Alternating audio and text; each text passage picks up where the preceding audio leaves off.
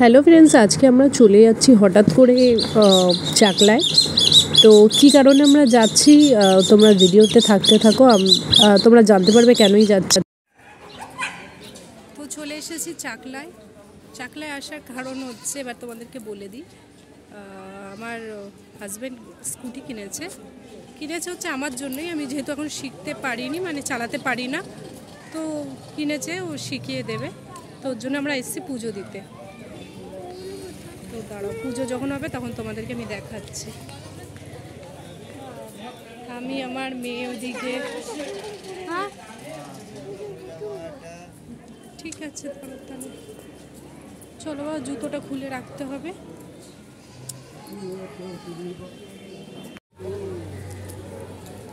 তো গাড়ি পুজোটা এখন দেওয়া হবে, একটু দেরি হয়ে গেছে আসতে, একটু না অনেকটাই দেরি হয়ে গেছে।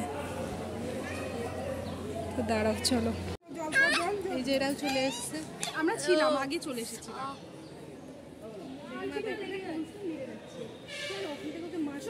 বাজারের দিকে পুজো দিবি না? হ্যাঁ। তোরা কি মুনিয়ার নামে পুজো দিবি না গাড়ির নামে? গাড়ির নামে পুজো দেবো, মুনিয়ার নামে কেন? গাড়ি করে মা কার নামে পুজো দিতেছ? মা কার নামে বল তুই? বগলু শালুদির নামে। কেন? যাচ্ছি ডালা আনতে। আমাদের ডালানো হয়ে গেছে, পুজো দেবো কমপ্লিট। ওদের কমপ্লিট, আমরা আসতে দেরি করেছি। যদিও আমরা গাড়ির পুজো দেবো, ওই দিকে যার সাথে মানে যে নিয়ে যাচ্ছে ওই দিকে রয়েছে কাকুটা। কিন্তু গাড়ি লাগবে না? না, পড়বো। মা ঘাস দিয়ে আনো ওদেরকে, পিসি থেকে বলতে ওই দিকেই যা। তো এই দেখো, গাড়ির পুজো করা শুরু হয়ে গেছে। তো এখানে পুজো করা হয়ে গেল। তো কালারটা দেখো আমার শাড়ির সাথে একদম ম্যাচ করে গেছে। তো এখানে আমরা সবাই মিলে একটুখানি গল্প করছি। যদিও আমরা রাজভোগ খিচুড়ি কিছুই আমরা পাইনি, কারণ এটা টাইম থাকে, এরকম বাজে টাইমে এত অবেলায় আসলে তো স্বাভাবিক না পাওয়ারই কথা। তো সেখানে তা সত্ত্বেও আমরা মন খারাপ না করে ভাবলাম চলো একটুখানি গল্প সল্প করি। তো গল্প টল্প করার পরে খুব জল পিপাসা আমাদের পেয়েছিল। আর এইদিকে আমার ভাই দেখো সবসময় ফ্রি ফায়ার নিয়ে থাকে, ও তো ওর দুনিয়াতেই বিজি থাকে। তো এখানে আমার মেয়ে আর বোনের ছেলে এত পরিমাণে দুষ্টুমি করছিল যেদেরকে আমি কি বলবো। ও যদিও এখনও করছে, ভয়েস ওভার আমি দিচ্ছি, তার পাশ দিয়েও করছে।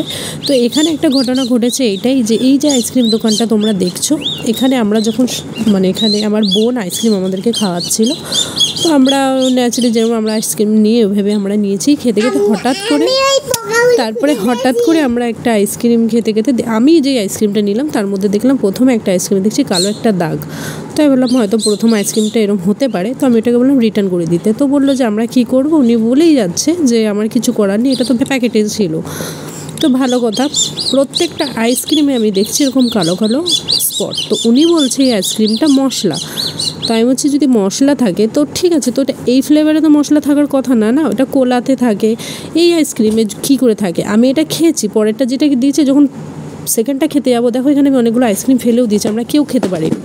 তখনও দেখছি যে মধ্যে কালো ছিল, এটা খেতেও পারিনি, এত ময়লা ওর মধ্যে। আইসক্রিম খাওয়ার পরে, খাওয়ারটা হয়নি যদিও, আইসক্রিমটা নিয়েছে, ওখানে পুরো কালো কালো ময়লা লাগা। সবাই যে কয়জন আছে সবাই কিনেছিলাম, সবাই আইসক্রিমগুলো ফেলে দিলাম। টাকাগুলো যদিও তাদেরকে দেওয়া হয়ে গেছে, কিন্তু কি করব, তারা তো শুনবেও না যে আইসক্রিমটা রেখে টাকাটা নেব না বা কিছু। তাদেরও দোষ না, ভেতরে বলছে, যদিও বলছে এটা বলে মশলা।